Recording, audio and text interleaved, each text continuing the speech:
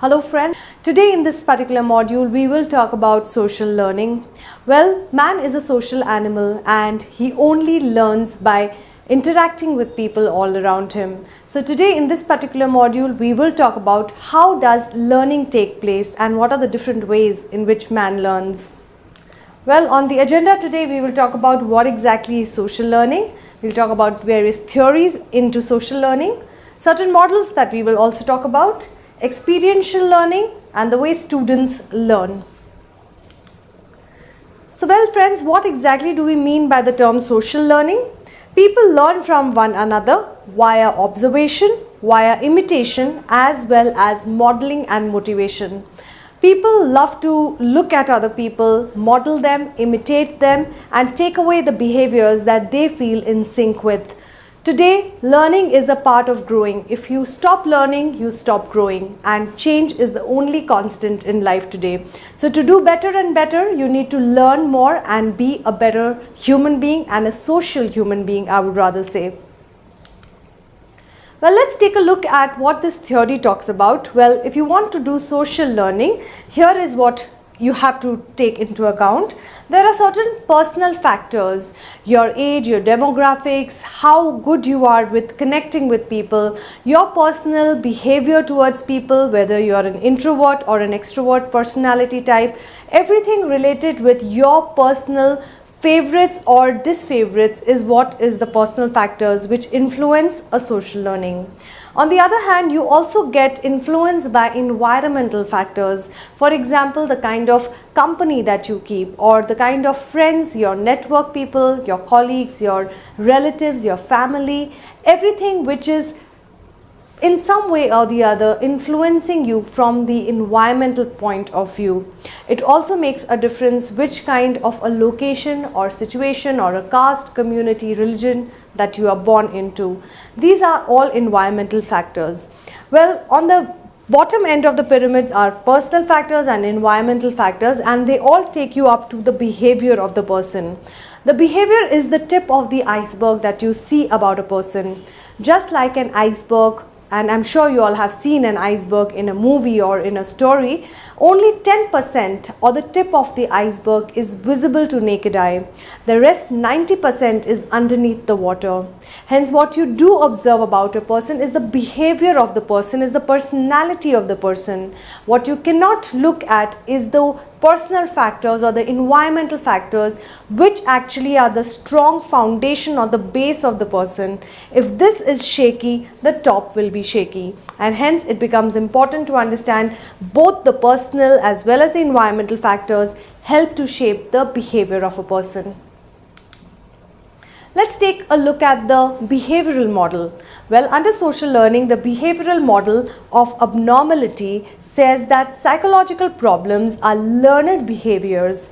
Behaviors are learned in a process called as conditioning, whereby a person associates one thing with another.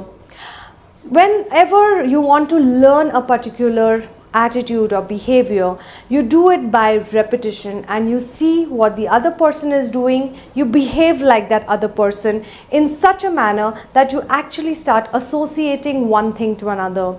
For example, a behavioral model of learning could be you always have lunch at 2 p.m. for example. Now your mind starts getting conditioned to believe even if you're not hungry, but if the clock strikes 2, you will be starting to suddenly feel hungry.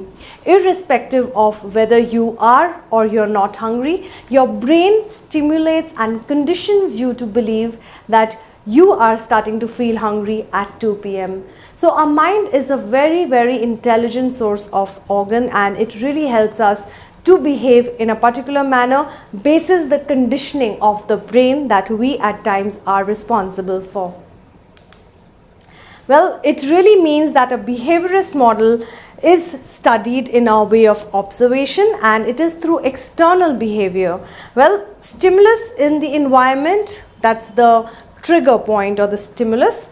The black box which can't be studied. So black box is what in a flight or in a in the airline where the pilot says the flight deck of that particular aircraft has a black box which really takes in all the visual, or rather all the talking that the pilots are doing inside the aircraft, and that is similar to the black box over here in our mind. Well, you can't study the, it cannot be really studied.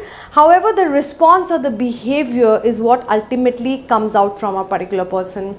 Hence, stimulus, black box and response is what the behaviorist model is all about.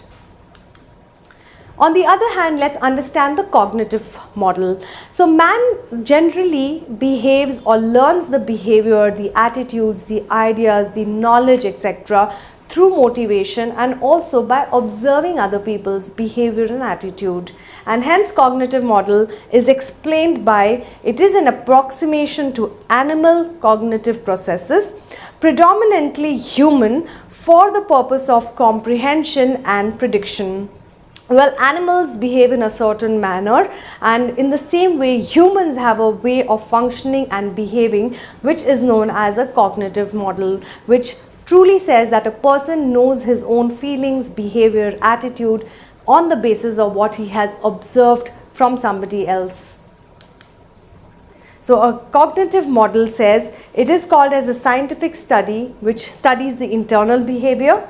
Input in the environment, rather we say not a stimulus but an input, which leads to a mental event which happens in our brain, in our mind, which is a mediation process, which leads to an output or a behavior which is actually seen into the other person's. So well, this means that there is an input and there is an output, and somewhere in the middle there is a mediation or there is a thinking process by the individual. Let's take a look at experiential learning. Experiential learning is all about touch and do and feel and come to a conclusion. It's not like somebody teaches you and you learn and you observe it and do it. It's hands-on activity, and that's why it's called as experiential. Means you experience doing it, which means you do it, then you understand what happened, you understand the debrief, the key learning points, you understand why and how did it happen, and relate it back to what leads you into coming to that particular conclusion, and then you think about what next.